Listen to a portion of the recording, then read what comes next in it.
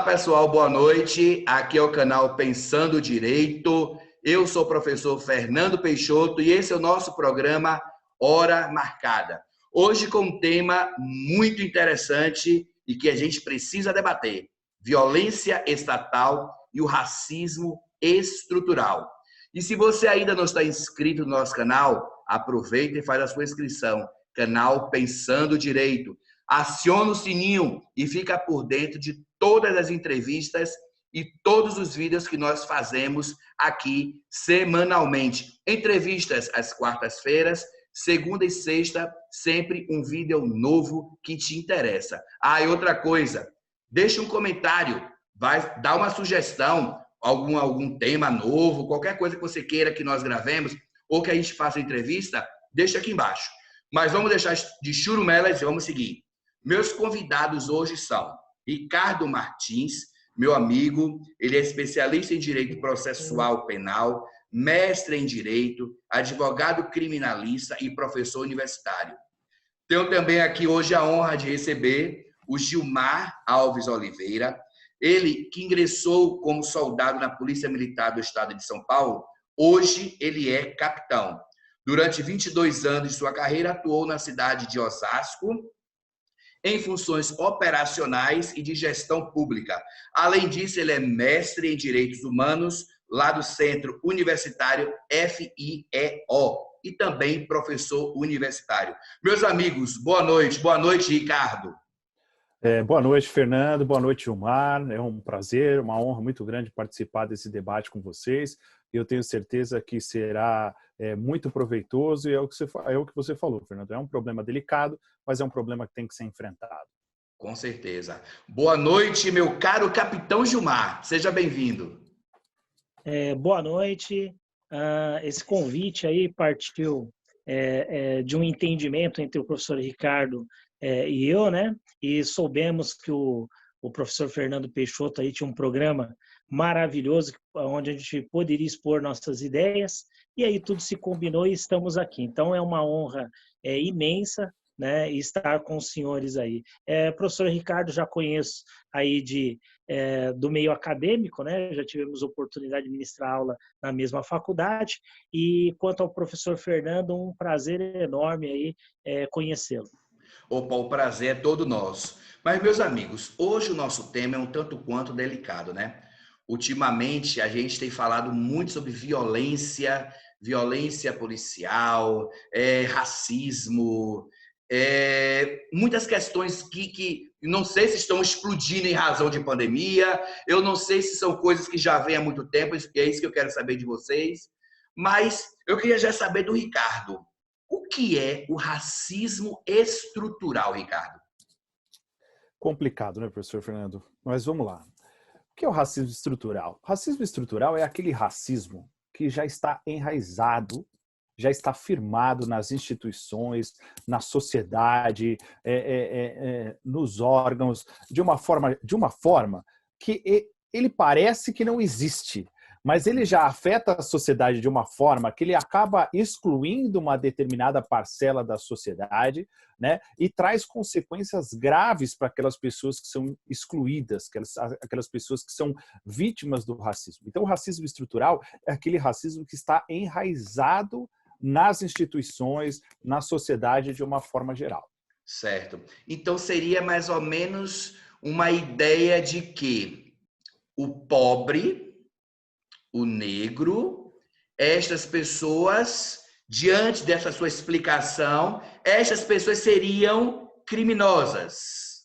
Não necessariamente, não É necessariamente isso? Criminosas, mas a sociedade ela já é estruturada de uma determinada forma para excluir essas pessoas da sociedade. Exatamente, né? Então, não necessariamente criminosa. Eu acho que assim, aquela pessoa que pratica atos de racismo, não necessariamente ela pratica um crime, no meu ponto de vista. Sim, mas, sim. às vezes, ela se porta de uma forma a excluir essas pessoas da sociedade.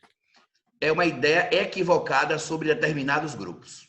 Exatamente. Beleza. Ô Gilmar, agora falando da polícia, será que a gente poderia dizer que a polícia militar ou polícia civil, não sei, a polícia de um modo geral, ela é racista?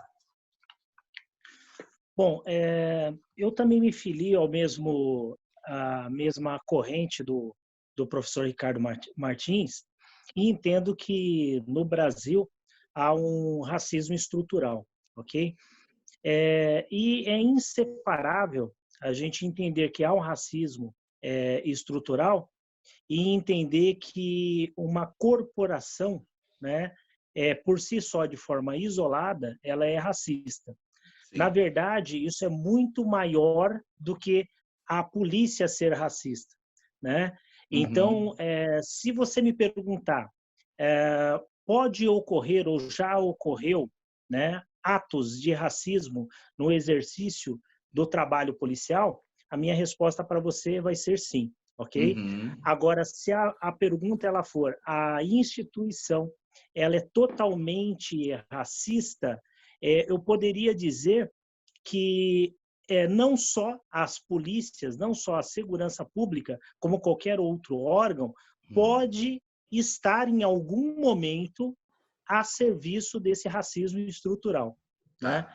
Então, ela não foi concebida para ser racista, mas de alguma forma, por conta desse racismo estrutural, né, predominante aí dentro do nosso Brasil, você pode ter em alguns momentos a polícia, os órgãos de segurança pública, os instrumentos de justiça criminal atuando, né, ainda às vezes de forma inconsciente, porque o racismo estrutural ele pode ser consciente ou inconsciente, né? Essas Sim. duas vertentes estão insertas dentro da ideia de racismo estrutural. Ela pode sim, através de símbolos, né? Através Uhum. de atos proporcionados aí de forma pragmática no campo prático, Uhum. pode sim manifestar, né, aflorar, materializar o que nós chamamos aí de racismo estrutural.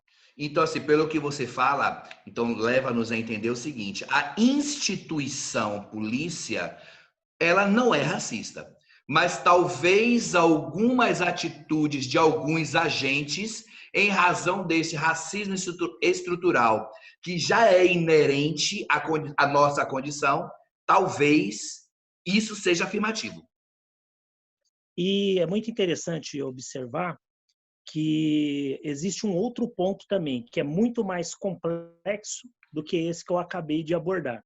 Hum, É, a polícia, durante muito tempo, vamos pensar e fazer um recorte histórico, até a hum, Constituição de 88, ela trabalhou de 64 até 85, até 88, vamos colocar, que foi sim, a promulgação da nossa Carta Magna.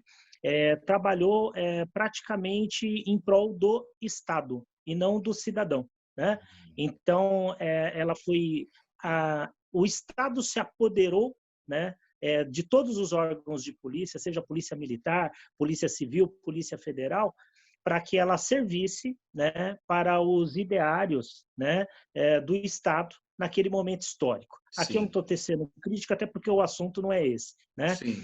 Mas, a partir de 88, o que acontece? Você tem uma abertura democrática e a polícia ela precisa mudar esse botão, né, e começar a trabalhar em prol do cidadão. Em Então, prol da no momento, sociedade. ele está trabalhando para o Estado, né, está trabalhando de forma ontológica, né, um fim em si mesmo. Uhum. Então, ela não está prestando trabalho para o cidadão. Na verdade, ela está trabalhando para ela mesma, para manter a estrutura de Estado.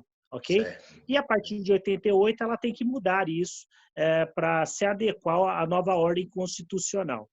Só Uhum. que nós só tivemos mesmo uma mudança, começamos a ter uma mudança significativa, que aí é uma visão particular, que ainda está em construção, né? Ainda temos um caminho a ser percorrido, em 96, em São Paulo em especial, em 96. Por que eu digo em 96?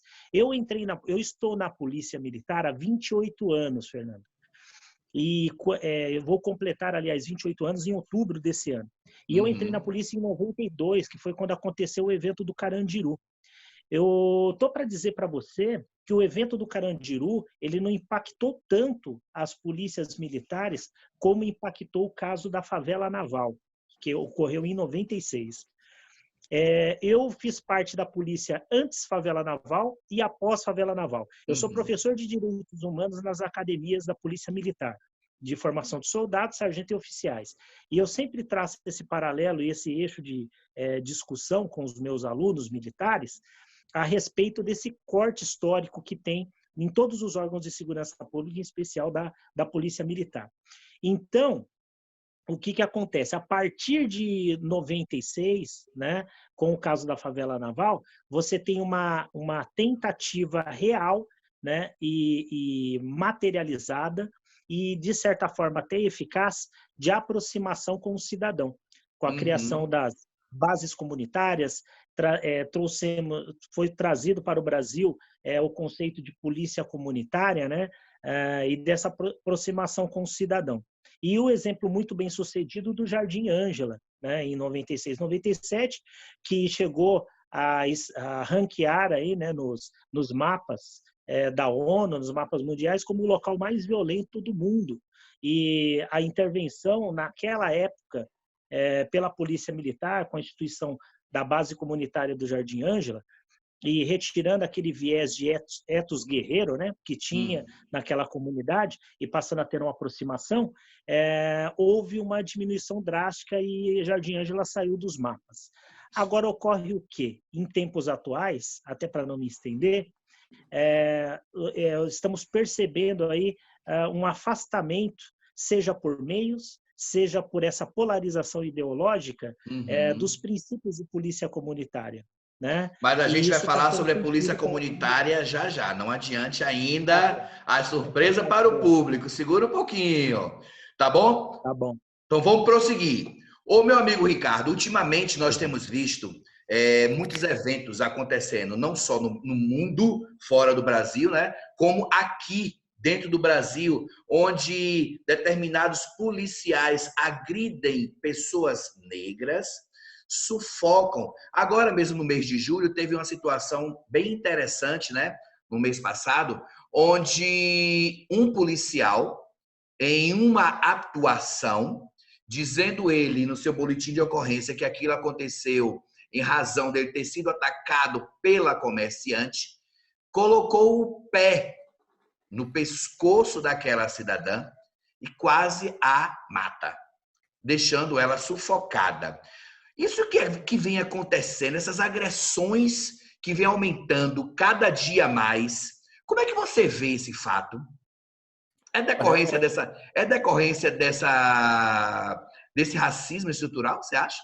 Olha, assim, eu concordo com o Gilmar, que eu acho que assim, não é que a instituição polícia ela é racista, eu acho que a sociedade é racista, né? Nós temos esse racismo estrutural e isso acaba refletindo em todas as instituições, inclusive na polícia, né? Nós acabamos nos deparando mais com a polícia porque muitas vezes a polícia é aquela que tem um contato maior com a comunidade mais carente, né? Mas assim, por um outro lado também, Fernando, eu tenho um outro ponto de vista, né? Eu acho que assim, a violência policial, seja de uma forma maior ou menor, no meu ponto de vista, ela sempre existiu, tá? No meu ponto de vista, isso sempre aconteceu. Eu acho o que muda hoje, a realidade diferente é o seguinte, é que hoje nós temos as câmeras, nós temos as imagens. Então, na verdade, eu não sei se a violência policial aumentou, ou se agora nós estamos tendo acesso a essas imagens, a essas informações que antes nós não tínhamos, entendeu? Então, nós temos os dois lados da situação, né? Sim. E quanto àquele caso lá da senhora que supostamente foi agredida pelo policial, eu acho que assim, tem os dois lados. Acho que assim, a violência policial ela não deve ser tolerada, ela deve ser punida, deve ser investigada pelos órgãos competentes, ela deve ser punida. Mas, no meu ponto de vista, eu acho que também, eu acho que falta um pouco de informação. Isso é uma opinião minha, tá? Eu venho refletindo muito sobre isso. Eu vejo muita propaganda, muitas vezes, da polícia, só que eu acho que, às vezes, falta um pouco de instrução por parte da população, e a população tem que ser instruída também a respeitar o trabalho policial. Por exemplo, uma coisa que eu demorei para entender, né, estudando segurança pública e tal e tudo mais, mas eu acho que assim, quando um policial ele está realizando uma determinada abordagem, Uma coisa que eu particularmente, eu acho que não deve acontecer, as pessoas não devem se aproximar da polícia. Eu acho que elas devem filmar sim, porque devem dar publicidade. Tá? Mas agora o policial também tem os seus receios, no meu ponto de vista. Nós vivemos num país extremamente violento, né? Então, o que eu percebo muitas vezes que acaba acontecendo, o que não justifica muitas vezes a violência, é essa aproximação quando o policial está fazendo a abordagem. Eu acho que as pessoas têm que respeitar. E quando nós vivemos num Estado democrático de direito, Fernando, eu acho que qualquer tipo de ilegalidade ou irregularidade ela deve ser apurada, né? E para isso que eu advogado, eu estou lá para isso. Então, se eventualmente uma prisão ela é ilegal, né? O instrumento para se discutir se essa prisão é legal ou não é por meio do profissional da advocacia. Então, eu acho que tem os dois lados da situação. Mas agora, Fernando, se tem mais violência ou se ela é filmada, essa é uma grande discussão, né? Mas eu acho que essa publicidade ela é muito importante. Beleza, Ricardo. Agora eu queria saber dos dois. O Estado, Gilmar, o Estado, ele é racista no combate ao crime? O que é que você diria sobre isso? Então, eu entendo que nós temos que nos pautar em mais pesquisas. O Brasil ele tem uma dificuldade tremenda em produzir pesquisa sem viés ideológico, né? Então, a ideologia ela é importante, ela não deve ser... nós não podemos olhar para a ideologia de uma forma pejorativa, né? A ideologia ela é importante, mas quando nós entramos no meio acadêmico, nós aprendemos que nós não podemos partir da conclusão para os dados, né? Então, nós temos que ir para os dados e, a partir dos dados, tirar a conclusão. Eu diria que, dentro dessa linha de raciocínio, para que eu não seja injusto, eu vou te falar uma sensação que eu tenho, né? Então, sua pergunta é se o Estado ele é racista. Racista no combate ao crime.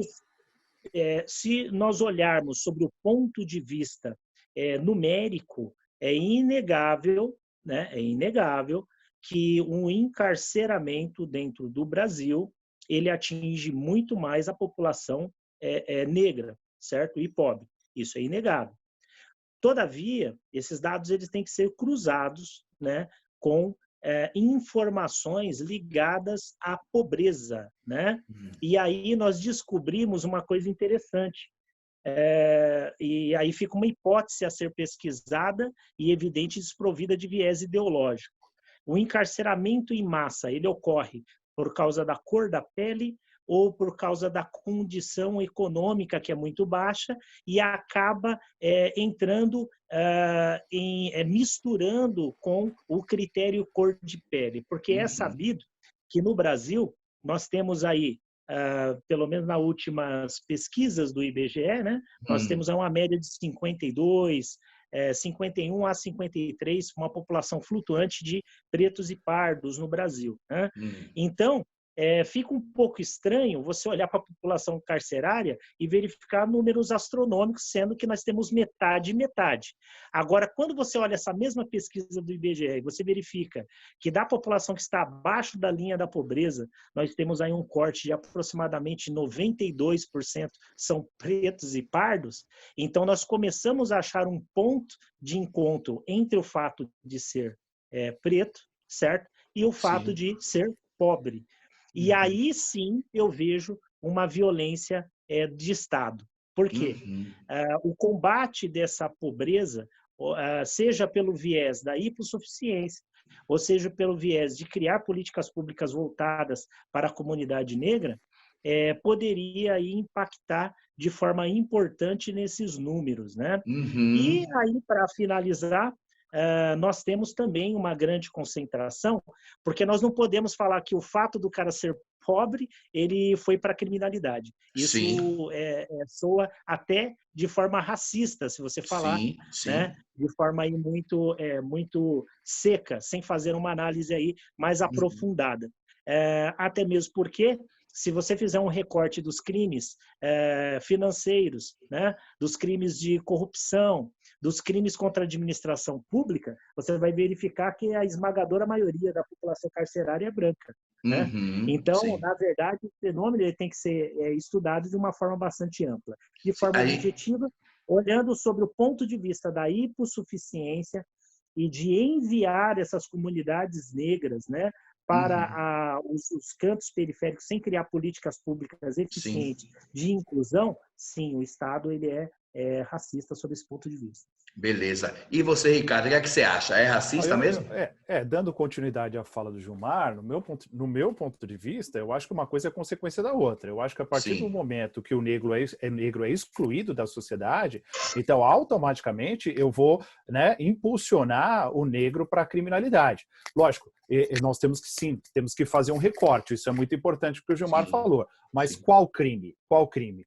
É o crime de roubo e é o crime de tráfico. Quando eu falo roubo, são os crimes patrimoniais de uma forma geral e o crime de tráfico de entorpecente. Então, quer dizer, eu vou impulsionar essas pessoas para esses crimes que são os crimes mais corriqueiros.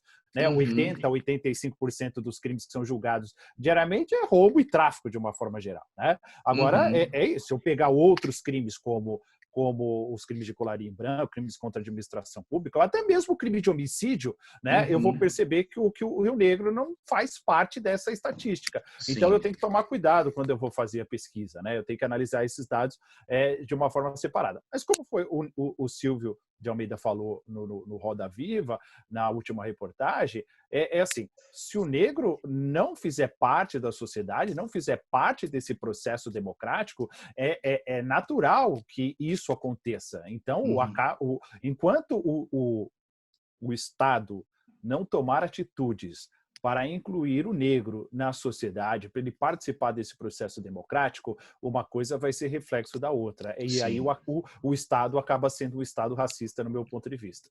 Precisamos de mais políticas públicas de inclusão, né? Porque enquanto não houver política pública de inclusão, como você falou, Ricardo, eu acho que o racismo vai persistir. A atuação do Estado, seja através da Polícia Militar ou seja através de outros órgãos, vai continuar sendo racista, vai continuar sendo separatista. Porque a gente ouve toda hora nas rádios que a polícia agiu violentamente na comunidade A, por que não age assim nos bairros B? Até a forma de diálogo é diferente. Você veja, se eu estou num bairro pobre, né, eu estou em uma comunidade. Se eu estou em um bairro rico, eu estou em um bairro rico. Eu não estou em uma comunidade X. Vocês já É perceberam triste. isso? Então, Triste, faz é parte, triste. talvez, desse racismo estrutural que a gente está aqui conversando. Agora, Gilmar, me diga aí, qual é o papel da polícia em uma sociedade? O papel da polícia tem um lema internacional, né? Todas as polícias utilizam, que é o servir e proteger, né? Então, a polícia ela é um braço armado, né, do Estado, e dentro da ideia do contrato social, né, a gente dá um pouquinho da nossa liberdade aí para o Estado, para que esses servidores que foram nomeados aí dentro da sociedade como os portadores do monopólio do uso da força, né? E aí outros pesquisadores vão falar monopólio do uso da violência estatal, né? Para que você possa o quê? Para que você possa ajudar a dirimir conflitos em última ratio, evidentemente, porque o acionamento da polícia é interessante que seja feito em última ratio, e proteger, né? Proteger todos aqueles bens juridicamente tutelados, aí foi estabelecido pelo legislador, tá? Então, Beleza. basicamente, as funções são essas. Agora, deixa eu te perguntar uma coisa aqui, na sua frase que você disse. A função básica da polícia é servir e proteger. Então, por que a sociedade como um todo tem medo da polícia? Ou isso não é real? Esse medo não existe? Ou só existe em algumas partes da comunidade, da sociedade? Nós temos dois fatores aí que influenciam nessa sensação de medo por parte da população. Certo. Isso depende de uma de um trabalho feito de ordem ideológica, muitas vezes desobediência civil, né?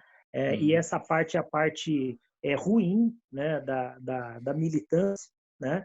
E existe a parte que é pragmática, que é prática. Realmente, uma pessoa que de alguma forma foi agredida por um policial, ela vai criar um medo dessa instituição.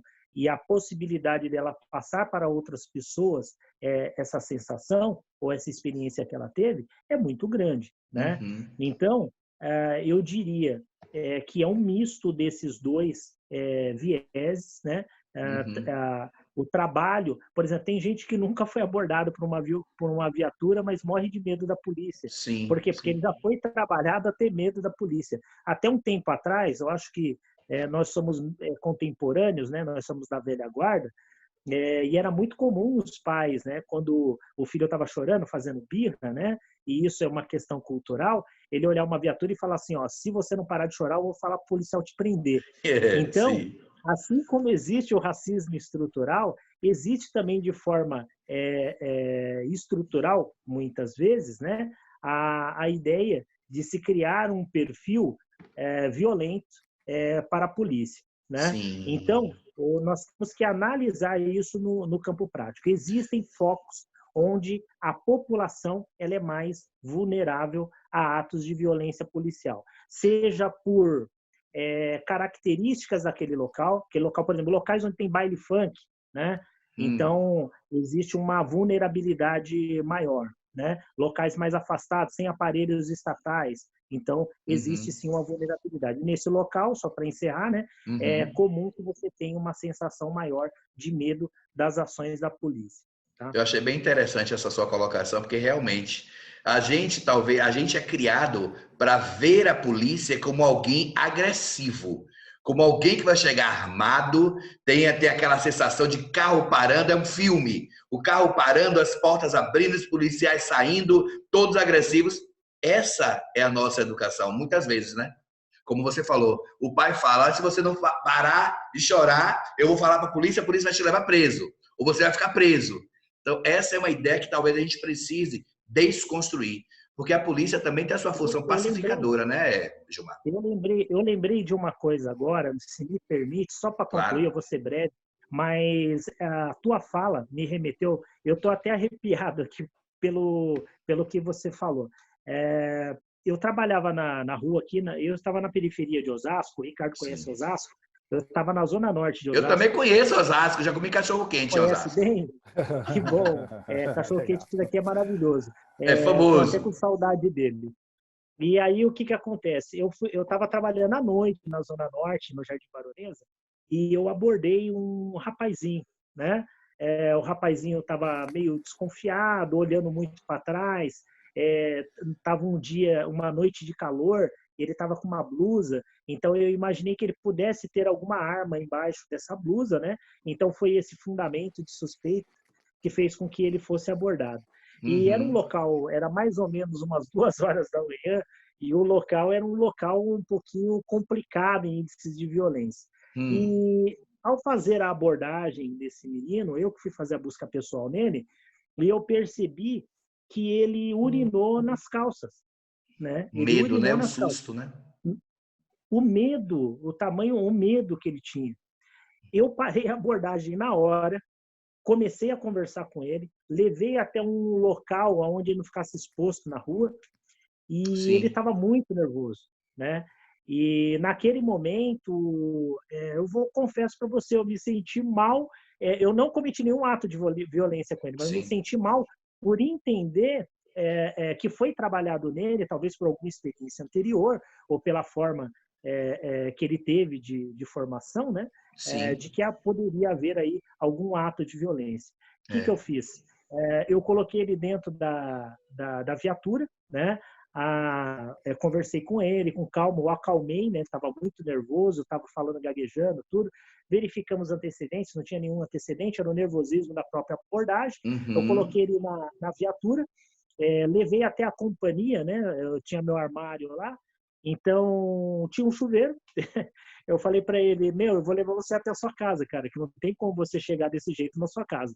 Ele tomou um banho, né, lá no nosso alojamento. Sim. Eu dei uma bermuda para ele que eu tinha lá, que servia, tinha o mesmo shape do que eu. Ali a gente já estabeleceu um contato, né? Já Sim. começamos a ter um pouquinho mais de proximidade e eu levei ele até a casa dele. Essa pessoa é meu amigo até hoje, né? Olha. Nós conversamos até hoje. Então, assim, são atos que são momentos únicos que você pode reverter esse medo da polícia. Eu Sim. sou da antiga, então sou daquela época em que existe aquele lema, né? Após uma abordagem, ou você vai fazer um preso ou você vai fazer um amigo. Né? Ok. Então, você é tem que caminhar por interessante esse seu exemplo, viu? Que realmente acontece. Já aconteceu comigo. Em uma abordagem geral, eu tive um medo, eu não cheguei a fazer xixi, não cheguei a mijar nas calças. Mas o susto, tipo, meu Deus, o que é que vai vir por aí? Já aconteceu. Eu não fui abordado, mas era uma batida policial em determinado local e eu fiquei assustado. Mas, ô Ricardo, me diga uma coisa. Qual é a visão que a população mais carente tem da polícia? Eu acho que diante de tudo que a gente já conversou aqui, só para complementar esse raciocínio. Olha, Fernando, isso é muito triste, sabe o que eu vou falar, mas eu vou ser bem sincero. Infelizmente, diante da ausência do Estado, de uma forma geral, em algumas comunidades carentes, infelizmente, a população em muitos locais ela tem mais respeito pelo traficante do que pela própria polícia. Isso é muito triste. Eu costumo dizer que muitas vezes isso acontece, Fernando, porque a ausência do Estado é muito grande, né? E essas pessoas elas têm uma revolta com o Estado muito grande e muitas vezes a presença do Estado nessas comunidades é só a polícia. Então, na verdade, ela está insatisfeita com o Estado de uma forma geral e quando o representante do Estado chega lá, ela está muito insatisfeita com tudo isso. Então, a visão da polícia não é bacana numa comunidade carente. Eu sei porque 90% das pessoas que eu atendo no meu escritório, porque diferente do que as pessoas pensam, as pessoas acham que o advogado criminalista só atende rico. Na verdade, 90% das pessoas que eu atendo no meu escritório são pessoas pobres, carentes, que precisam de ajuda e eu procuro fazer sempre o possível. Mas assim, Fernando, deixando de lado a questão da violência policial, eu acho que a polícia, no meu ponto de vista, isso é uma visão pessoal, eu acho que a polícia peca em alguns pontos e eu acho que isso atrapalha em muito o próprio trabalho da polícia posteriormente, tá? Eu acho que assim, uma pessoa quando chega, por exemplo, numa delegacia de polícia para poder fazer um boletim de ocorrência e ela não é bem atendida, ela chega naquele momento de aflição para fazer um boletim de ocorrência e ela não consegue, mas tem 4 flagrantes na frente, tem isso, tem aquilo e tal. Essa pessoa, ela que nunca precisou, às vezes, da ajuda do Estado, ela foi procurar ajuda do Estado, ela volta para casa totalmente decepcionada. E aí ela me liga, fala, doutor, eu desamparada, né, Ricardo? Desamparada, exatamente. Só que isso é muito triste, Fernando, porque isso atrapalha o próprio trabalho da polícia. Porque o que acontece? Depois, quando ela precisar a polícia precisar da ajuda dessa pessoa, a pessoa vai falar assim, pô, quando eu precisei do trabalho da polícia, a polícia não me ajudou. Você está entendendo? E às vezes, Fernando, é uma simples informação. Então, eu acho que isso é isso que a polícia, na minha opinião, tem que ter muita consciência. Então, às vezes, quando a pessoa chega numa base comunitária, ela pedindo uma informação, um auxílio, às vezes a polícia não pode resolver, porque às vezes não é da alçada dela, às vezes tem que ser na delegacia mesmo, ou às vezes é num outro departamento, às vezes é uma informação, sabe, Fernando? Sim. Olha, senhor, eu não posso te ajudar, mas o senhor deve procurar o departamento tal, está aqui o telefone para o senhor procura a Defensoria Pública, o senhor procura o Ministério Público, tal horário, tal dia, entendeu? Essa informação, ela muda a visão da polícia. Agora, se a pessoa chega numa delegacia, ela é maltratada. Se ela chega num batalhão da polícia, ela é maltratada. Se ela chama uma viatura de polícia, a polícia não vai, ou a polícia chega lá e é truculenta com essa pessoa, eu quando precisei da polícia, eu não tive o auxílio da polícia, por que eu vou auxiliar a polícia? Por que a polícia quer que eu venha ser testemunha agora desse caso? Por que eu tenho que ajudar?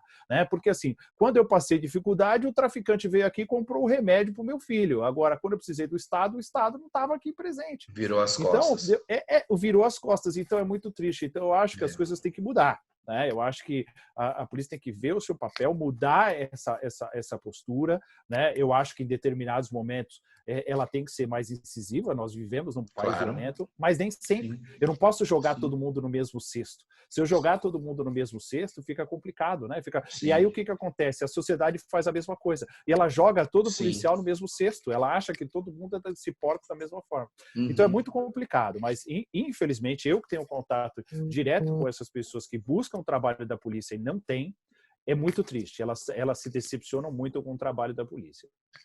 É uma visão que realmente, né, a gente precisa mudar. Agora, Gilmar, os policiais, para fazer os atendimentos, para atuar nas ruas ou administrativamente, eles fazem um treinamento. Os policiais, vocês passam por um treinamento, né? Como é que é esse treinamento dos policiais?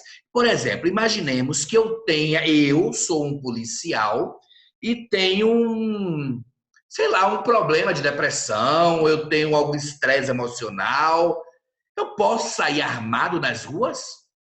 Há um treinamento específico para esse tipo de situação ou não existe?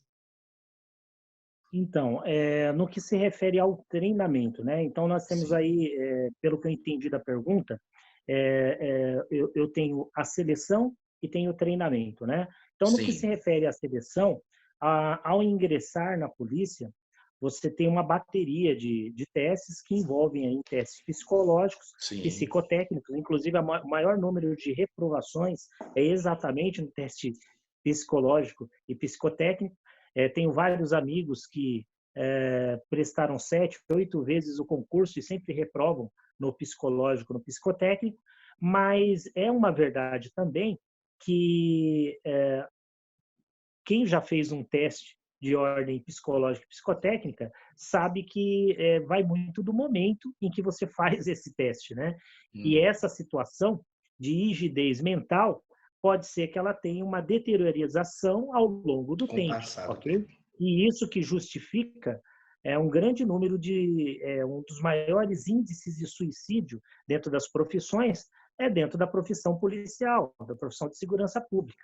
Então, você trabalha com emoções que vão do 0, né, ao 100, né?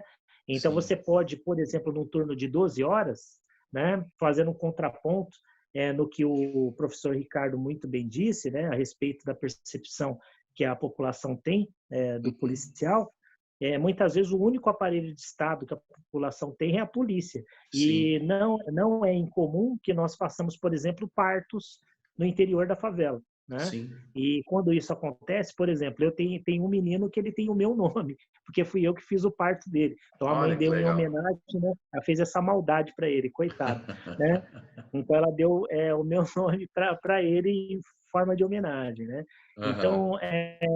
Então, por que eu estou dizendo isso? Porque você pode fazer um parto, por exemplo, na manhã e antes de fechar o dia, você pode entrar no confronto armado e ter que matar uma pessoa. Ok? Então veja como as emoções elas são um carrossel. Então essa seleção ela está muito pautada nisso. Há um acompanhamento sempre que o comandante, né, seja ele um comandante de fração de tropa, né, de pequenos grupos ou um comandante de batalhão, de companhia, ele verifica alguma alteração na parte psicológica do policial, é obrigação dele institucional apresentá-lo aí para passar pelo nosso centro de atendimento psicológico. Nós temos um centro com psicólogos especialistas, né? A Polícia Militar tem um centro muito bem aparelhado, só que muitas vezes o policial ele maqueia, né? Nós temos aquela síndrome do super-homem, né? A gente acha que aguenta. E independente de ser policial ou não. Independente da profissão. A gente acha que aguenta o tranco, né? Isso. E aí o que acontece? Evidentemente que precisa de mais estudos, mas às vezes um descontrole policial na ponta de linha que causa uma violência policial, e é isso que tem que ser analisado, como eu falei lá no início do nosso bate-papo, tem que ser analisado de uma forma mais ampla, talvez esse seja o estopim da violência policial e não o racismo, entendeu? Então isso tem que ser separado também, que é a saúde mental do policial. Quanto ao treinamento, um soldado da Polícia Militar, só posso falar pela Polícia Militar, tá? Polícia Sim. Civil, nós temos 2 polícias em São Paulo, então eu posso falar pela Militar. O nosso curso de formação de soldados, que é aquele que entra em ponta de linha, eu fui soldado, cabo, 3º sargento, 2º sargento, 2º tenente, 1º tenente, cheguei a capitão. Então, passei praticamente por todas as graduações e postos, alguns postos oficialados. Então, é de 1 ano o treinamento, sendo uma média de 5 a 6 meses de conhecimento básico sobre a parte militar e de instruções e noções de hierarquia, disciplina e legislação, né? Com uma forte carga de direitos humanos dentro do currículo, né? E no segundo bloco, né, que é o módulo específico, ele vai para o local aonde para a especialidade que ele vai trabalhar, né? Então, se o concurso dele foi, por exemplo, para o choque, então ele vai fazer esses outros 5, 6 meses para aprender técnicas de controle de distúrbios civis, por exemplo, né? E a esmagadora maioria vai para o especializado policiamento, que foi o meu caso. Então, você vai aperfeiçoar as técnicas de policiamento. Mas já vou dizendo para você. E aí você tem o curso de sargento, que são de 6 a 7 meses. Tem a academia de oficiais, que são 3 anos, agora está passando para 4. Né? Então, são os cursos que tem dentro da Polícia Militar que vão habilitar o policial. Mas eu já vou te falando, hein? Quantidade de horas e tempo não necessariamente está ligado ao bom preparo. Nós criamos no Brasil a ideia de que nossos cursos têm que durar muito tempo para que a gente tenha uma boa polícia. Então, eu atribuo muito mais qualidade do que quantidade de horas. Do que quantidade, com certeza. E a gente não pode esquecer, né, Gilmar, que nós estamos falando também de seres humanos.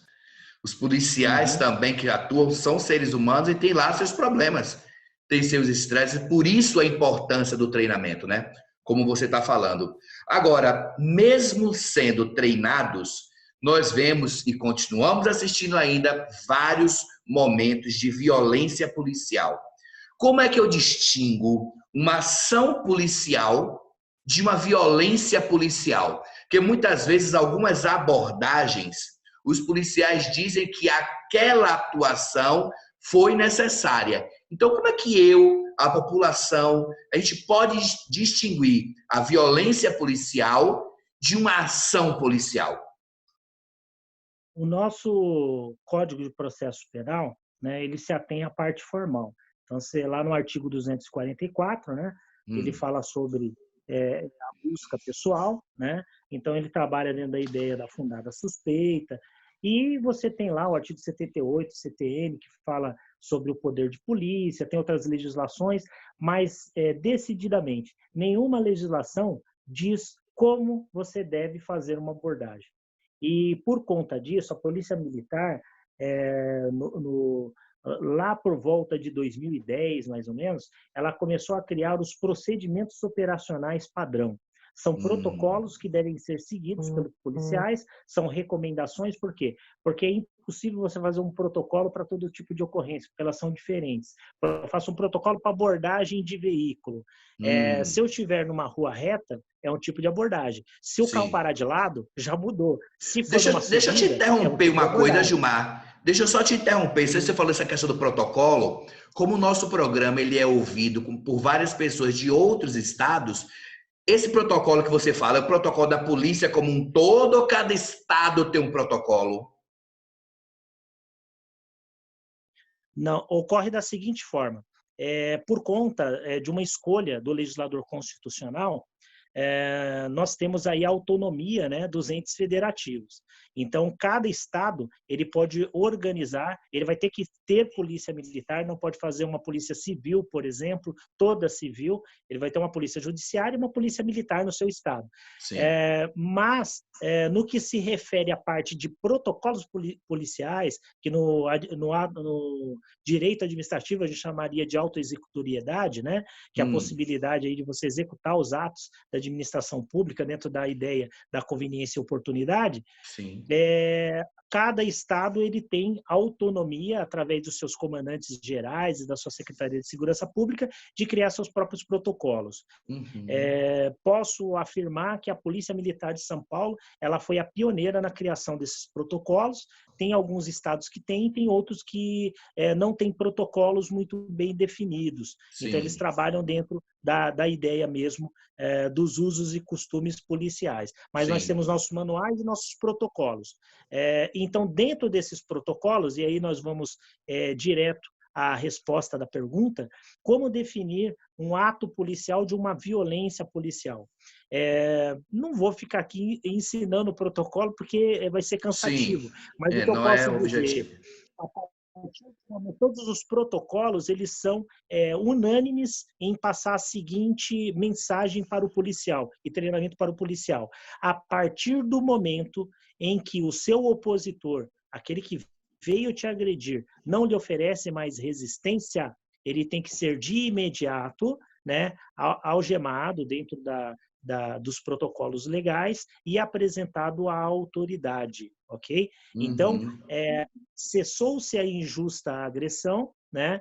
Não há mais o que fazer em termos de uso de força policial. E nós temos um protocolo que resume bem isso, que nós damos o nome de escalonamento do uso da força, né? Sempre que possível, tá? Não é sempre que é possível, tá? Mas sempre que possível, você tem que escalonar o uso da força. Então, se você tem uma tonfa, você tem um gás-pimenta e você tem uma arma, então você tem que criar uma escala, né, de proporcionalidade, de escalonamento desse uso da força e ir utilizando a força de forma mais enérgica conforme o comportamento daquele indivíduo transgressor, tá?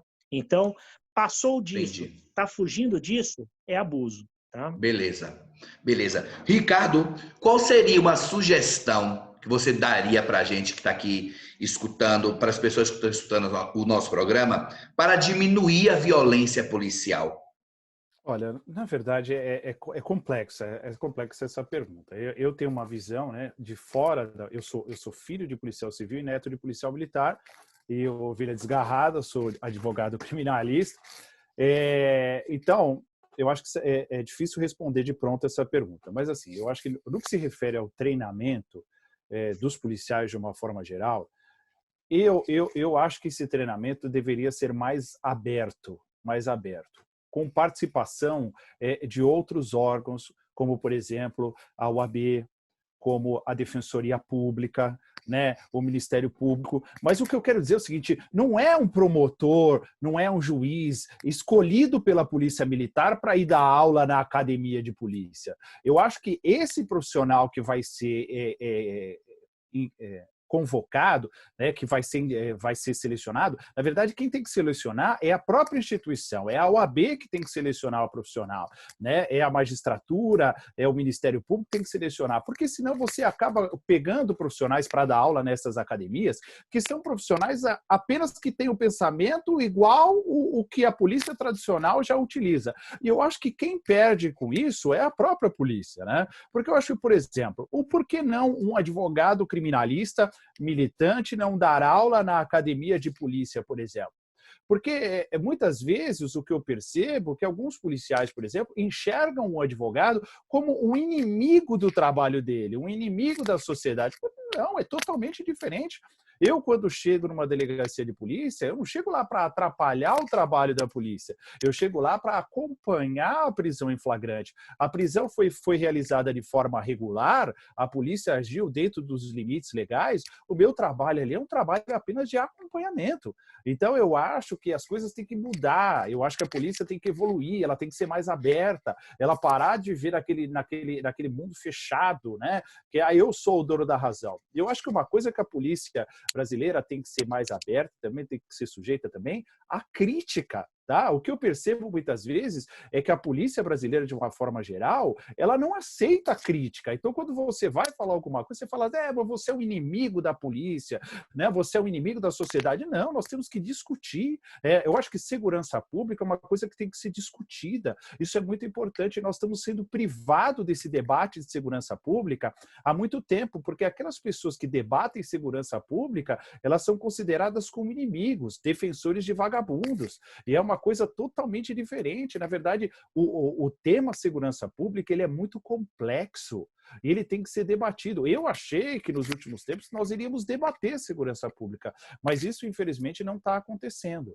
Tá? E o que o Gilmar estava falando, uma coisa muito interessante, é verdade, às vezes quando o policial ele é contratado, ele passa pelo processo de seleção e treinamento, ele é um bom policial, mas às vezes ele não suporta essa pressão. Não é fácil você lidar com um parto durante o dia, você lidar com homicídio, você ser agredido, você ser ofendido. Por isso que o policial ele tem que ter um controle psicológico diferenciado. Ah, professor, mas nem todo mundo tem. Eu sei, nem todo mundo tem. Mas justamente, quando percebe-se que esse policial não tem, ele tem que ser afastado do trabalho operacional para preservar a vida desse policial, porque esse policial é um pai de família, e para preservar a imagem da instituição polícia. Mas eu vejo alguns policiais, algumas vezes, Fernando, eles falando assim, mas na verdade eu trabalhava muito bem, a polícia me afastou, me colocou para o trabalho administrativo, como se na verdade ele estivesse sendo punido por isso. Sim. Mas na verdade a polícia está pensando nele, a polícia está pensando na família dele. Tá? E uma coisa que eu particularmente, eu sou um crítico, aí eu já seguindo mais o modelo americano no meu ponto de vista, eu acho que essa questão da estabilidade do funcionário público também, ela tem que ser repensada no nosso país, porque eu por exemplo, não admito também, Fernando, que um policial que pratica crime, né, que ele continue na corporação. Né? E que ele não responda por isso. Então, eu acho que nós temos que parar com isso. Então, essa estabilidade policial, eu não sei se ela é melhor ou se ela é pior para a polícia. A polícia tem que pensar e debater isso também.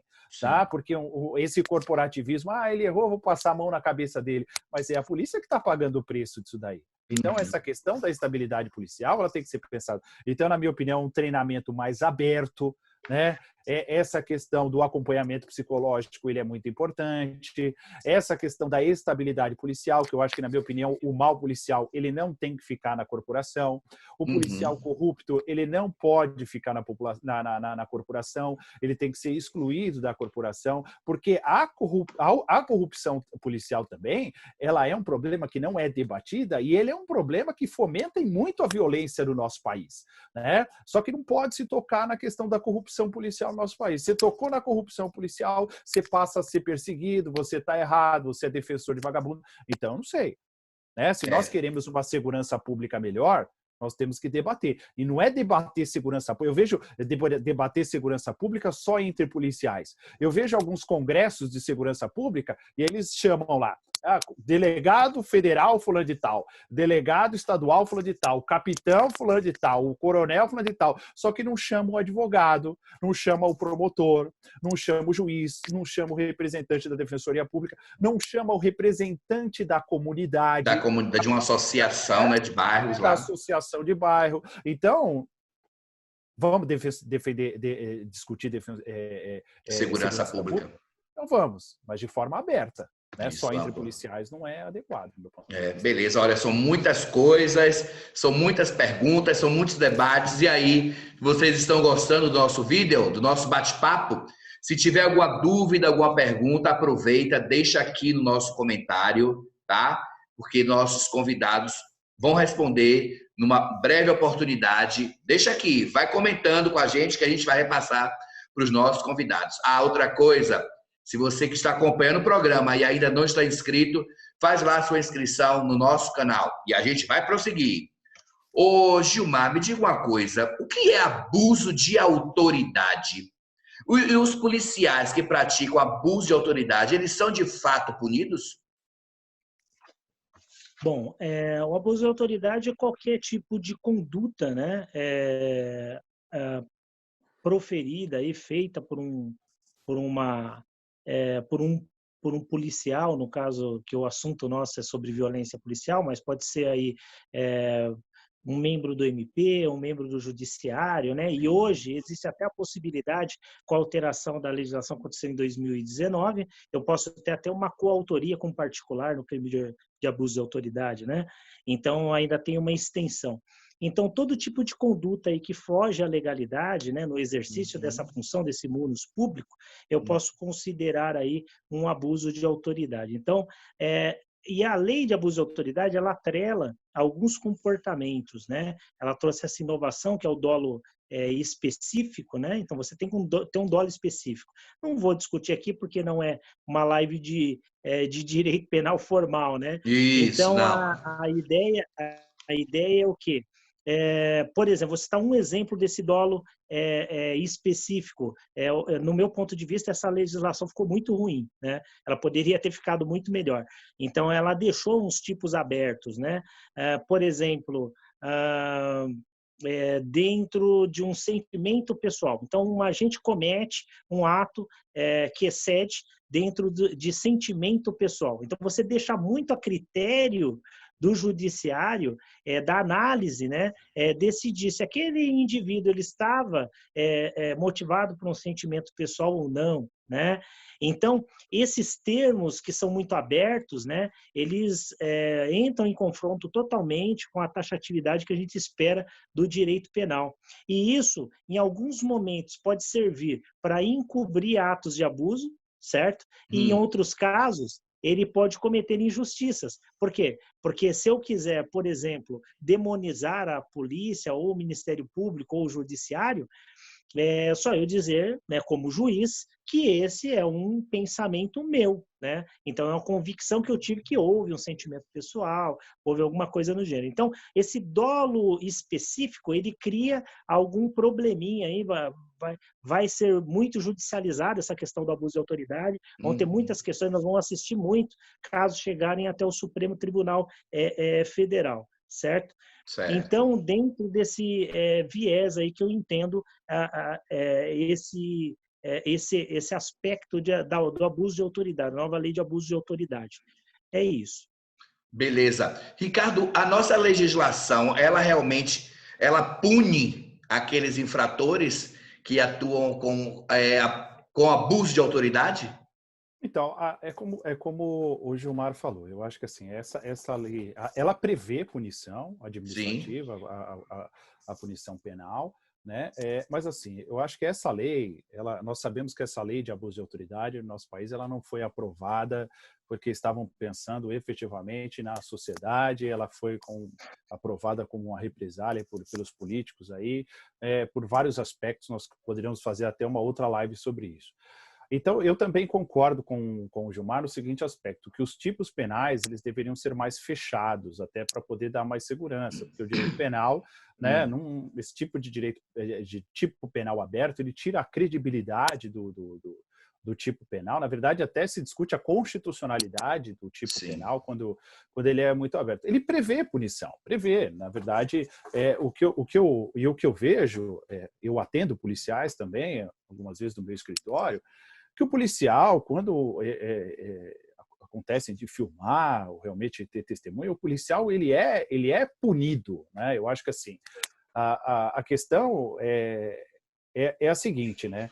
Será que essa punição ela é realmente efetiva, né? Será que ela serve como um instrumento para ressocializar esse policial, né, dentro da própria corporação? E será que ela dá um resultado, um reflexo aí para a sociedade? Eu creio que muitas vezes não, né? E eu acompanho o caso de policiais também, que eles são vítimas de perseguição, às vezes, dentro da própria corporação, e em processos sumários eles acabam sendo excluídos da corporação e depois tem que ficar brigando judicialmente durante muito tempo. Então, prevê punição, Fernando, mas assim, a qualidade dessa punição é que nós temos que discutir, né? Que é questionável, né? Que é questionável, exatamente. Ô, Gilmar, agora sim, Gilmar, me explica para as pessoas que estão assistindo o que é policiamento comunitário. Então, vamos lá.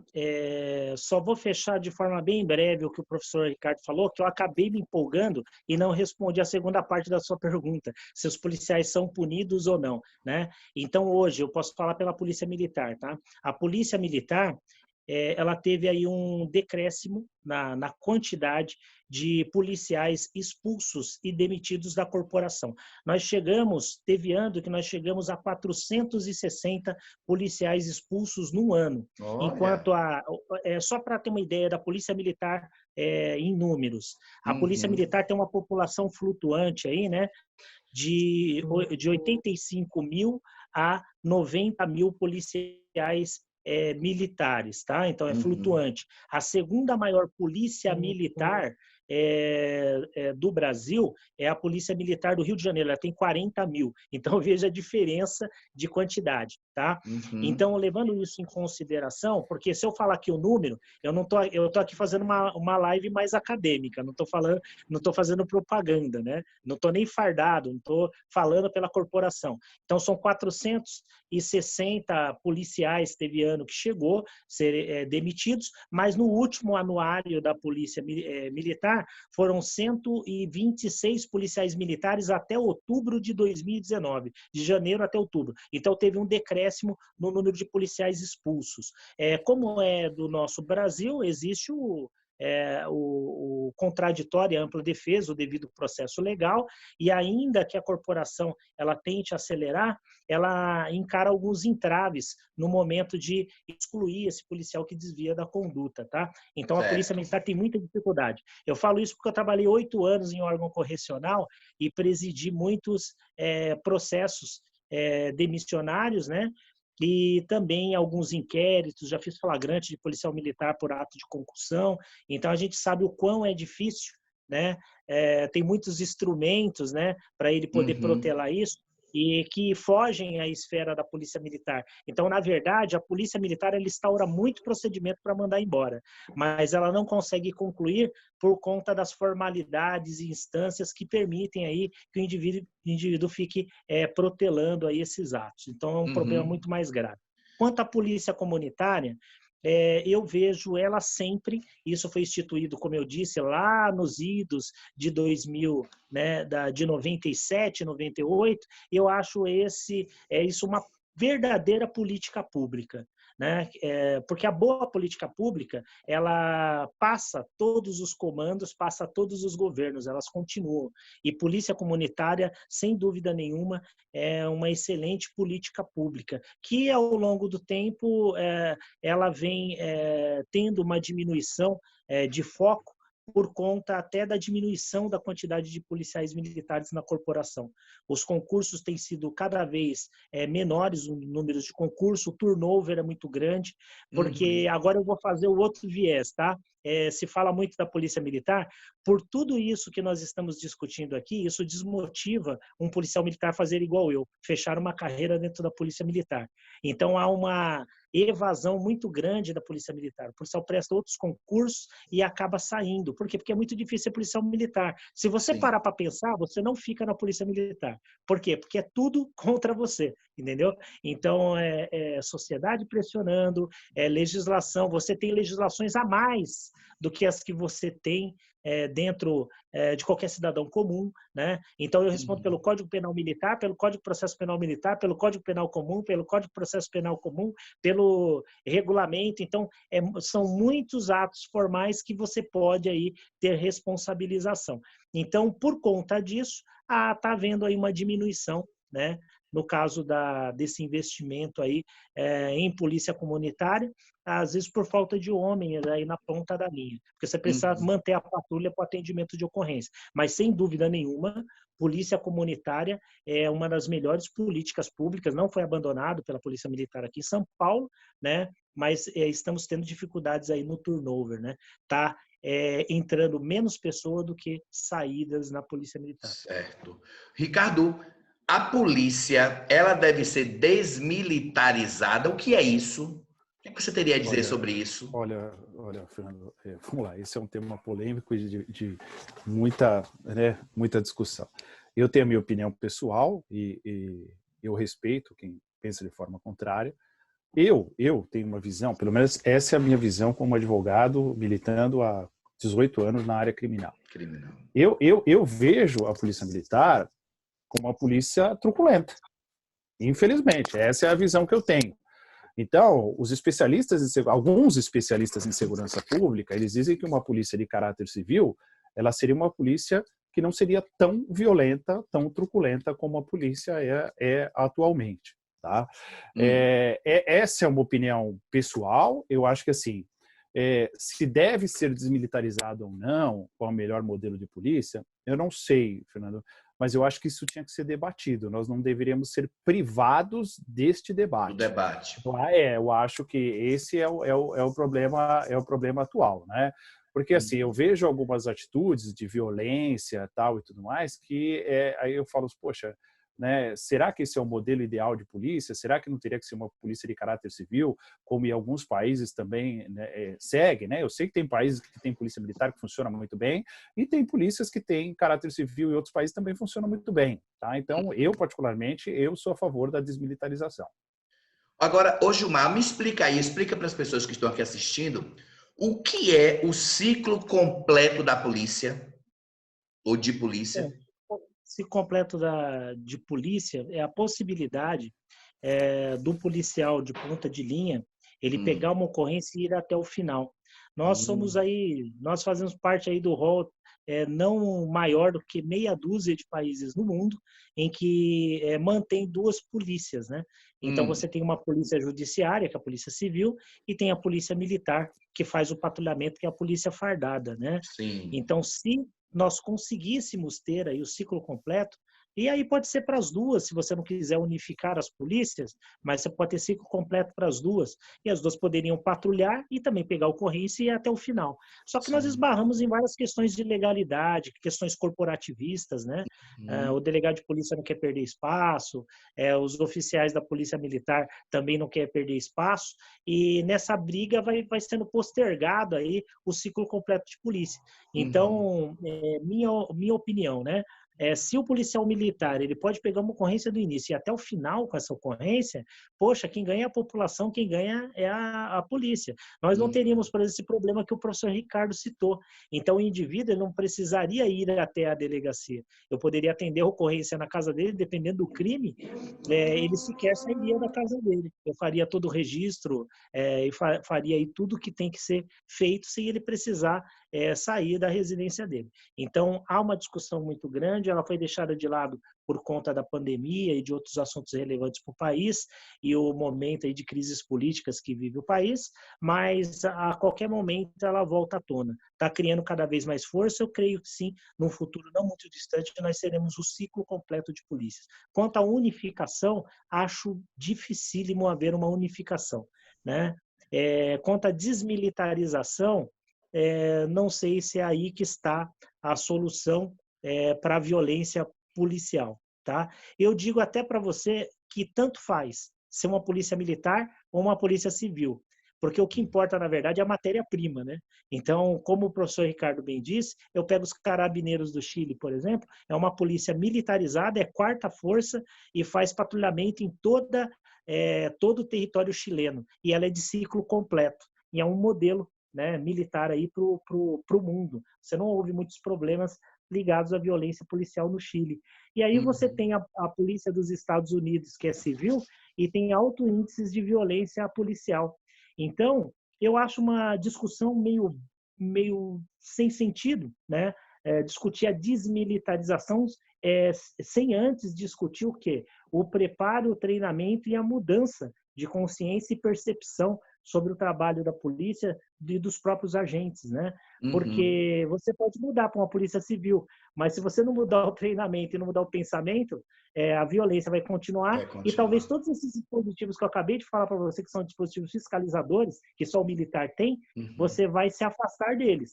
Sim. Então, você tem que ter muito bem clara essa possibilidade. Então, no momento que você desmilitariza, o policial ele pode fazer greve, atos de insubordinação não vão ser considerados crimes, e sim infrações administrativas. Então, ele vai ter uma série de regramentos totalmente diferentes, né? Muito menos rígidos e severos, Então, para desmilitarizar uma polícia no Brasil hoje, eu acho que você tem que mudar bastante a legislação, senão você vai abrir a porta para muitos, para piorar a situação dos abusos, né? Então, mais importante do que desmilitarizar é ciclo completo de polícia e mexer nos treinamentos e selecionar melhor o pessoal, tá? Aí eu Isso, acho que isso vai ter bastante. tudo isso que você falou aí, Gilmar, casando com o que o Ricardo disse, eu acho que precisa haver um diálogo, acho que uma discussão social sobre todos esses aspectos, eu acho que pode nos levar algum dia a algum lugar.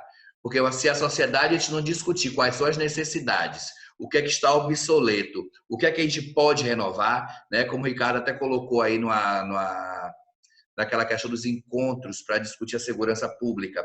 Se nós não chamamos a comunidade que está envolvida, que está mais próximo da atuação da polícia, fica difícil a gente chegar em algum lugar e tentar solucionar essas questões, né? Mas olha só, já estamos chegando já ao final do nosso programa, tá bom?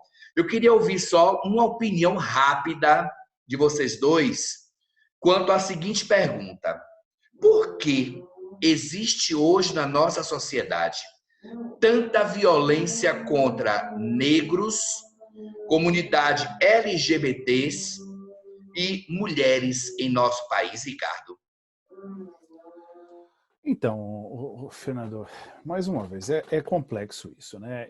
Então, o que acontece? A partir do momento que eu afasto determinadas políticas públicas, eu passo a não investir mais em determinados, a não debater mais determinados assuntos, é natural que esse tipo de coisa aconteça.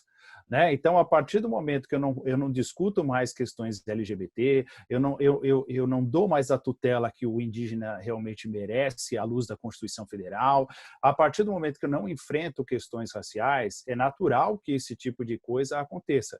Então, eu acho que o que está faltando hoje na sociedade brasileira, como nós estávamos falando agora há pouco, é diálogo, né? É diálogo. Então, eu acho que as pessoas elas têm que dialogar, né? E elas têm que aprender a respeitar as pessoas. Você não é obrigado a gostar de ninguém, né? Eu sempre costumo dizer isso. Você não é obrigado a gostar de ninguém, mas você é obrigado a respeitar essas pessoas. Você tem que respeitar.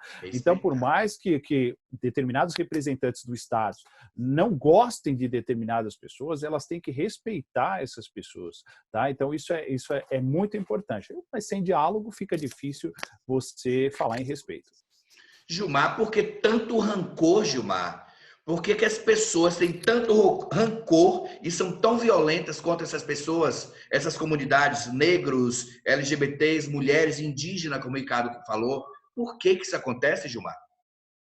Cultural, né? É cultural.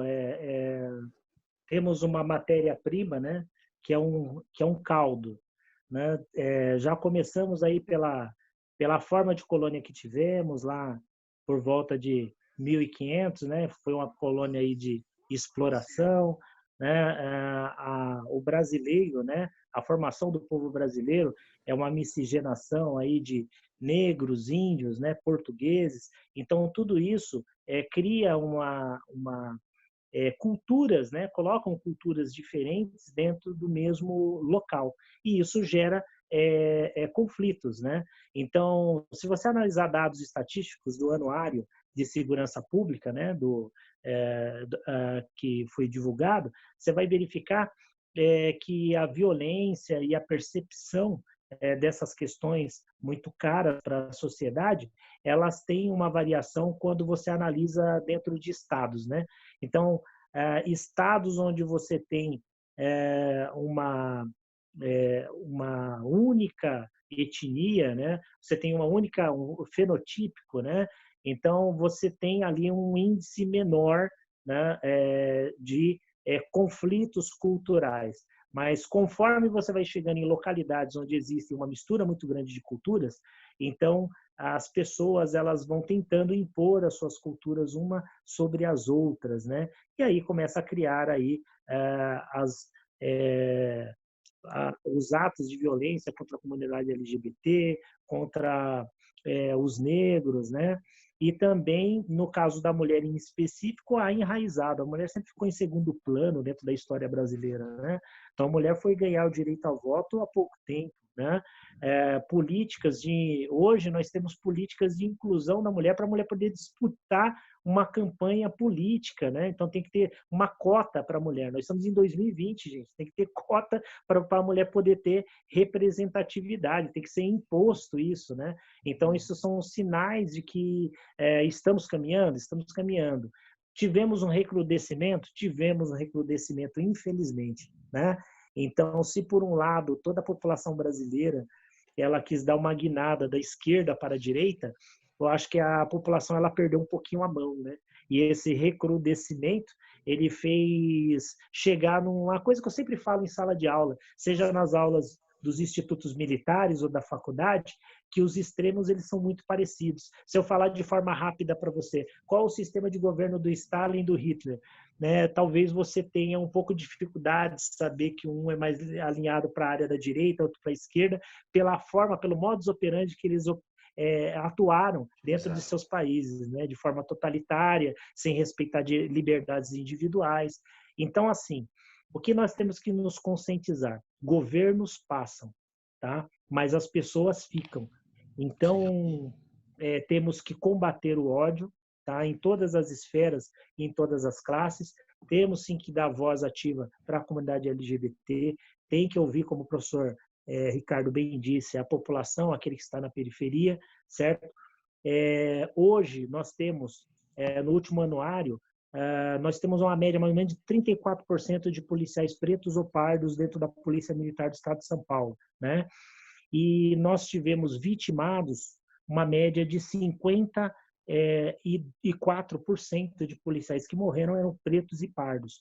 Então, nós temos que começar a divulgar mais isso, para se criar empatia também com o movimento negro e saber que a polícia militar ela não está fora das estatísticas, ela é parte integrante dessas estatísticas e que o interesse de reverter isso, enfrentar e mudar é nosso também, tá bom? Certo. Então, eu agradeço aí, né? E o meu ponto de vista sobre essas questões são esses. Valeu, eu agradeço ao meu amigo Ricardo, ao capitão Gilmar, por terem vindo aqui, terem aceito o convite do nosso programa Hora Marcada aqui no canal Pensando Direito e dizer que foi um prazer. Esse tema é polêmico, esse tema requer um tempo maior de debate, esse tema requer mais reflexões, porque o objetivo aqui não foi concluir absolutamente nada. O objetivo aqui não foi atingir a Polícia Militar de forma alguma. Ao contrário, o nosso objetivo aqui foi trazer reflexão. Né? Porque os policiais, seja militar, seja civil, são seres humanos, eles passam por problemas, temos dificuldades, temos que observar uma legislação, existe uma legislação, existe a punição, o Gilmar acabou de falar aqui, existe uma punição, então precisamos de diálogo, precisamos de menos ideologias e mais ações. Eu acho que a gente precisa de mais ação, lidar com as necessidades da sociedade, né? Porque policial militar está junto com a sociedade. Eles caminham juntos. Até como você falou, né, Gilmar, lá atrás, lá no início, eu gostei dessa frase. O policial militar está para servir e proteger. E eu acho que todos esses exemplos que nós citamos aqui, eu acho, né, até nas suas palavras finais, Gilmar, se você puder me ajudar e ajudar as pessoas que estão aqui assistindo a entender, eu acho que essas atuações que nós destacamos aqui talvez sejam minoria, porque as boas ações geralmente elas não são divulgadas, tá? Então, Ricardo, meu querido, muito obrigado pela sua presença. Eu agradeço, Fernando. É uma honra, uma satisfação, e como eu te falei, eu acho que assim, esse tema tem que ser debatido. A sociedade não pode ser privada de um debate sobre segurança pública, tá? Ele é muito importante, eu acho que isso tem que vir à tona, da mesma forma que as questões raciais, elas vieram à tona, a questão da violência estatal, ela tem que ser debatida, não como forma de punir o policial, mas como forma de nós termos uma sociedade melhor, nós podemos viver num espaço saudável, num espaço de paz e num espaço de respeito. Isso. Obrigado, meu amigo. Gilmar, muito obrigado pela sua presença, por ter aceito o convite e estarmos aqui falando sobre violência estatal e o racismo estrutural. Bom, mais uma vez, né? Obrigado, Ricardo. Obrigado, Fernando. Né? Para mim foi um prazer enorme. Eu adoro discutir, né, problemas. Eu tenho uma visão que às vezes foge um pouquinho da caixa da minha própria corporação, né? Por conta disso, às vezes a gente sofre um pouquinho, né, de hostilidades pelo pessoal que é um pouquinho mais extremista, mas eu não me considero aquele militante de direitos humanos, né? Como exemplo aí o professor Ricardo, que a gente vê que tem um engajamento bom na militância, mas até mesmo por causa que as minhas atividades elas não são voltadas integralmente para essa militância, mas sim sou entusiasta dos direitos humanos, acho que esse é o caminho, é aí que está a solução para diluir essa onda de violência e de extremismo, né, que vem assolando o Brasil, essa polarização que vem assolando o Brasil e que vai tendo reflexos nos casos de violência policial, né? Uhum. Então, vai tendo reflexo em todas as áreas, mas aqui aparece mais a violência policial. Por quê? Porque é o órgão que tem mais contato com o cidadão, né? Quem que é o garantidor number one de direitos humanos? É o policial. Por quê? Porque se você tem uma violação, né, de um direito ao patrimônio, direito à vida, à integridade física, a primeira pessoa que você vai acionar para tentar restabelecer isso, depois você vai para o judiciário, depois você vai acionar a defensoria, depois vai acionar o que você acha que é conveniente, mas é o policial militar. Então, o olhar da sociedade, ela tem que estar sempre voltado para esse profissional da área de segurança pública, né, cobrando dele, né? Não tem que ter moleza, tem que cobrar mesmo. Quando ele exagerar, exacerbar no exercício das suas funções, ele tem que ser devidamente cobrado. Se for caso de punição, tem que ser punido. Mas nós temos também que criar uma rede de apoio, tá? Não existe democracia sem polícia, certo? Então, você não vai ter democracia se você não tiver órgão de segurança pública. Não existe, aliás, nada. Você não consegue ter saúde, você não consegue ter nada. Então, se você tiver essa manutenção mínima, tá? E aí o grande desafio é o quê? É aumentar o sarrafo da qualidade da segurança pública que é exercida aí dentro do Brasil, certo? Muito provavelmente nos próximos dias, né? Eu já penduro as minhas botas, né? Então, vou cumprir aí a minha missão. Provavelmente nesse mês ou no próximo mês eu esteja aí indo para a inatividade, me aposentando, mas falo com orgulho. Nunca respondi, estou indo para 28 anos de polícia, eu nunca respondi nenhum inquérito sequer de abuso de autoridade, certo? Nunca precisei fazer uso da força de forma exacerbada, tá? E digo que é possível fazer isso dentro dos 30 anos de polícia. Tá? É só você se conscientizar e entender que a nossa função principal é servir e proteger. Um forte abraço, Fernando. Um forte abraço, Ricardo. Valeu, pessoal. Muito obrigado. Obrigado a você que acompanhou o nosso programa até agora. Se tiver alguma dúvida, tiver alguma pergunta, deixa aqui no comentário. Faz a sua inscrição e acione o sininho, hein? Até o próximo programa, hora marcada aqui no canal Pensando Direito. Um abraço, até a próxima.